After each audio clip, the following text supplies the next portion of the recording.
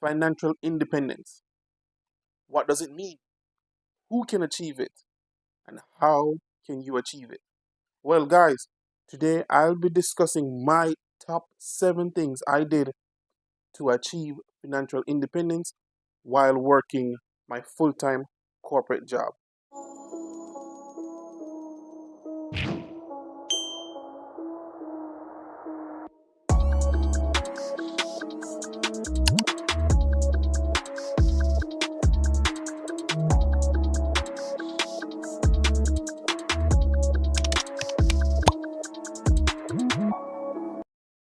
Welcome back to the channel. Welcome back to another video. Guys, if you're stopping by for the first time, please consider subscribing. And while you're at it, smash that like button. I would really appreciate it. Now, guys, what exactly is financial independence? According to Wikipedia, financial independence is a state where an individual or household has accumulated sufficient financial resource to cover its living expense without having to depend on an active employment or work to earn money in order to maintain its current lifestyle. So, yes, guys, these resources will come in the form of an asset, personal investment, or a side hustle. So I'll be kicking off this list with number 7, and I'll work my way right up into the number 1 thing. Coming in at number 7 is plan or planning. Nothing can be done without properly planning. Remember, he who fails to plan plans to fail. So, yes, guys, planning is the number 7 thing that I did. I went and I figured out what is it that I want, how many time I'm giving myself, where I'm going to see myself 3 years from now, and I put it in a plan, and then now I have something to work towards. So remember, planning is my number 7 thing. Coming in at number 6 is debt. Oh, you can't move forward if you are lingering with debt. And when I say debt, I mean bad debt. Debt like credit card debt. That's you're paying interest on every single month. This interest will deplete your cash. So yes, guys, that is exactly what I did. I got rid of my debt, and that allowed me to free up a lot of my cash. All right.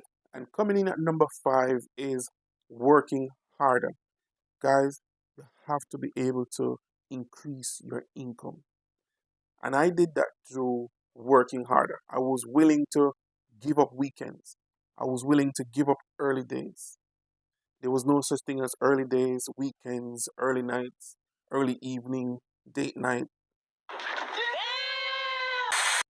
was willing to give up everything to work harder because I know that working harder or through working harder, I will increase my earned income. And coming in at number 4 is cutting spending. No, this was the hardest one, or one of the hardest one, because I wasn't taking vacation. I wasn't going out to eat. I wasn't going out to movies. I wasn't buying a new car. I wasn't even spending on cars. I wasn't spending on new shoes. I wasn't spending on new clothes. Do me a favor, please. Get out of here. Get out of here, man. It was difficult. But again, guys, I'm a man with a plan.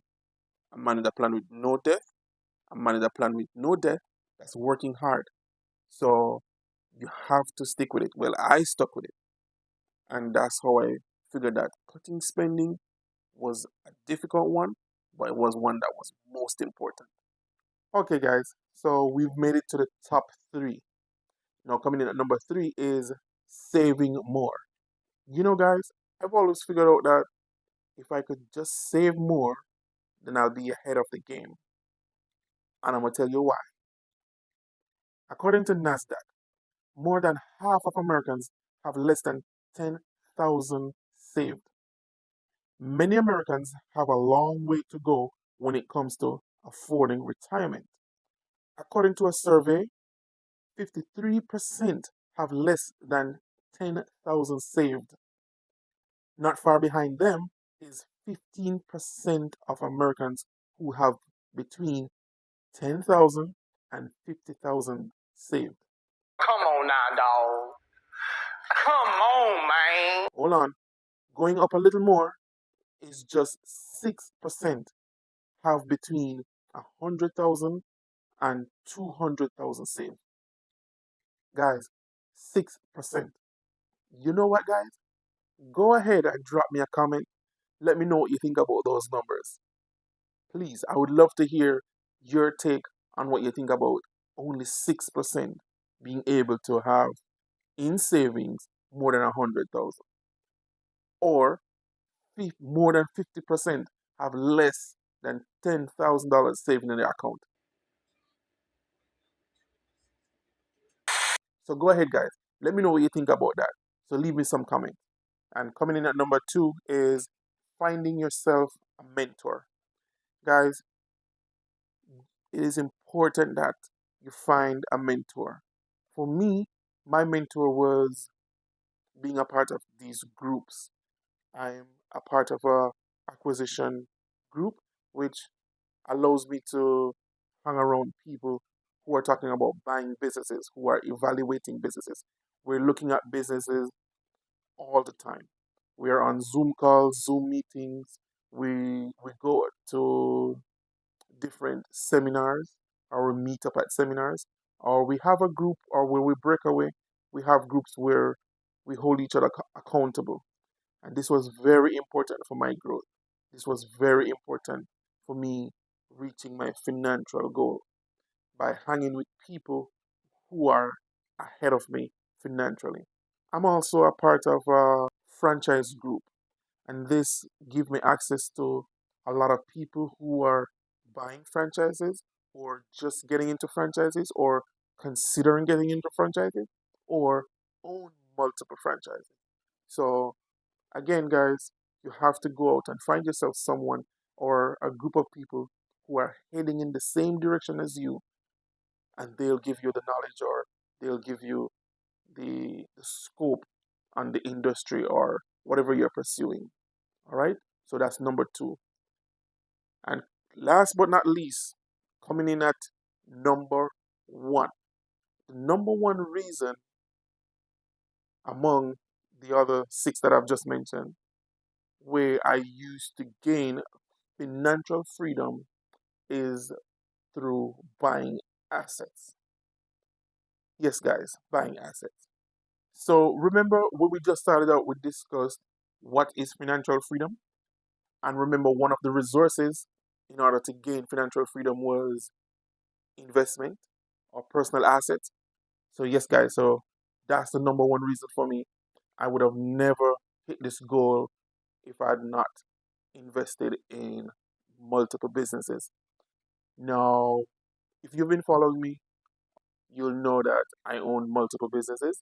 And as a result of that, that's how I'm able to replace my earned income, which is my job.